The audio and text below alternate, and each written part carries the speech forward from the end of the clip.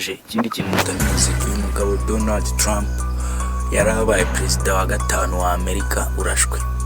Habuzeho rimwe ritanga abiri ngo nawe ajye mu baperezida bane baherutse kwicwa barayoboye Amerika. Gusa Imana yakinze akaboko, gusa byari ibintu bikomeye cyane. Ndagira ngo mbwire ko Donald Trump ubu ni muzima, yaratekanye, nta kibazo afite.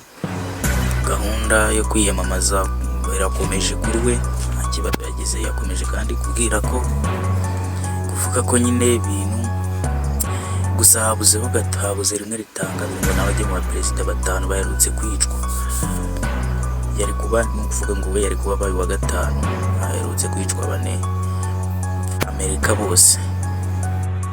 Ababibonye mwabibonye ukuntu mu isasu ryamushuye, murabibona ko habuzeho rimwe ritanga abiri, habuzeho gato ngo isasu rifate mu mutwe bihite birangira abe perezida wa gatanu wa Amerika wishwe.